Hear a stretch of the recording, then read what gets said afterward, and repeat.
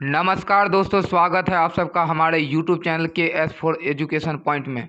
मैं शिवशंकर पोद्दार। दोस्तों, आज कुछ बोलने से पहले मैं आप लोगों से क्षमा चाहूँगा। मौसम खराब होने और कुछ तकनीकी प्रॉब्लम के वजह से मैं लगातार 2 दिन तक आपके बीच अनुपस्थित रहा। दोस्तों, मैंने इससे पहले संगीत विषय पर 2 वीडियो और भी अपलोड किया है, जिसमें संगीत की परिभाषा, संगीत की उत्पत्ति, संगीत के प्रकार, वर्ण, नाद, स्वर, श्रुति, इन सभी चीज़ों के बारे में विस्तार से बताया है। यदि अब तक आपने उस वीडियो को नहीं देखा तो एक बार ज़रूर देख लें, क्योंकि किसी भी विषय का पूर्ण ज्ञान प्राप्त करने के लिए हमें उसके प्रत्येक पक्षों को क्रमवार रूप से ध्यानपूर्वक पढ़ना होता है। यदि आप प्लेलिस्ट में जाकर के उन वीडियो को देख लेते हैं तो आज आपको संगीत की क्लास में सब कुछ सरलता से समझ आ जाएगी। तो दोस्तों, आइए आज का क्लास आरंभ करते हैं। आज के वीडियो का हमारा सबसे पहला टॉपिक है सप्तक। संगीत की भाषा में 7 स्वरों के समूह को सप्तक कहा जाता है।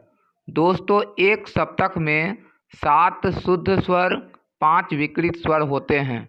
कुल मिलाकर एक सप्तक में कुल 12 स्वर होते हैं। सप्तक मुख्यतः 3 प्रकार के होते हैं: मंद्र सप्तक, मध्य सप्तक और ताड़ सप्तक। आइए दोस्तों, इनकी परिभाषा हारमोनियम के माध्यम से समझते हैं। दोस्तों, जब किसी का गीत सामान्य स्वर में बजता है तो इसे मध्य सप्तक में कहते हैं और हारमोनियम पर इसे बीच वाले भाग से गवाया जाता है। जब किसी की आवाज़ बहुत पतली हो और उसकी गायकी सामान्य से थोड़े ऊंचे स्वर की हो तो उसे ताड़ सप्तक में कहा जाता है और हारमोनियम पर इसे मध्य सप्तक के दाएं वाले भाग अर्थात हारमोनियम के आगे से बजाया जाता है। और यदि किसी गायक की आवाज़ मोटी है और वो सामान्य से नीचे स्वर में गाता है तो उसे मध्य सप्तक में कहा जाता है। मध्य सप्तक को खड़ज भी कहा जाता है और हारमोनियम पर इसे दाएं साइड से अर्थात आरंभ से बजाया जाता है। तो दोस्तों, अभी हम लोगों ने पढ़ा हारमोनियम के दाएं साइड में मध्य सप्तक होता है, जिसमें मोटी और कम ध्वनि वाली आवाज़ को बजाया जाता है।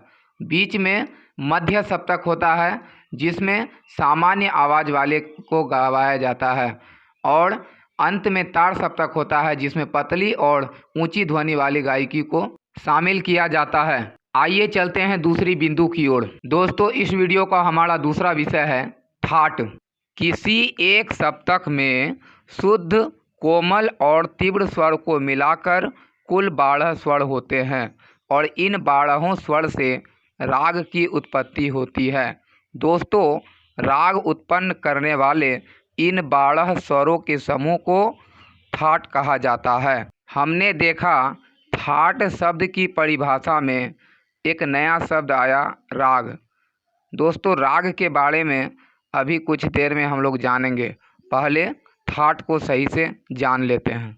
ठाट की दूसरी परिभाषा हम इस प्रकार भी दे सकते हैं: राग की उत्पत्ति करने वाले शुद्ध, कोमल और तीव्र स्वरों के समूह को ठाट कहते हैं। दोस्तों, मैंने अपने पिछले वीडियो में स्वर के बारे में जब बताया तो शुद्ध, कोमल और तीव्र स्वर के बारे में विस्तृत बताया। यदि आपको नहीं पता है तो एक बार उस वीडियो को जरूर देख लें। संगीत शास्त्र के अनुसार कुल 72 ठाट होते हैं, लेकिन उत्तर भारतीय संगीत में मात्र 10 ठाटों का ही जिक्र किया गया है, जिसके बारे में हम लोग पढ़ते हैं और हम लोगों के परीक्षा में प्रश्न पूछे जाते हैं। दोस्तों, ये 10 ठाट हैं: बिलावल ठाट, कल्याण ठाट, खमाज ठाट, भैरव ठाट, भैरवी ठाट, पूर्वी ठाट, माड़वा ठाट, तोड़ी ठाट, आशावरी ठाट और काफी ठाट। आगे हम इन ठाटों के बारे में विशेष जानकारी प्राप्त करेंगे।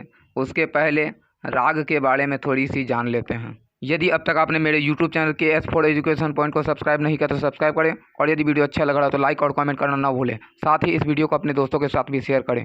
दोस्तों, इस वीडियो का तीसरा और सबसे अंतिम बिंदु है राग। जिस नियम के माध्यम से स्वरों का आरोह अवरोह कर गीत या संगीत की रचना की जाती है उसे राग कहते हैं। दोस्तों, सभी रागों की उत्पत्ति थाट से होती है। अभी आपने थाट पढ़ा है कुछ देर पहले। राग युक्त स्वरों को सुनने में काफ़ी आनंद आता है और मन को काफ़ी सुख मिलता है। दोस्तों, प्राचीन काल में राग को ईश्वर से जुड़ने का एक सरल मार्ग बताया गया है। रागों की संख्या कितनी है और किस राग की रचना किसने की, इस बात की पूर्ण जानकारी शास्त्रों में भी नहीं दी गई है। दोस्तों, आज के वीडियो में इतना ही। अगले वीडियो में राग की जाति, राग के वादी, संवादी, विवादी और अनुवादी स्वर के साथ आपके बीच पुनः उपस्थित होऊंगा। तब तक के लिए बहुत बहुत धन्यवाद।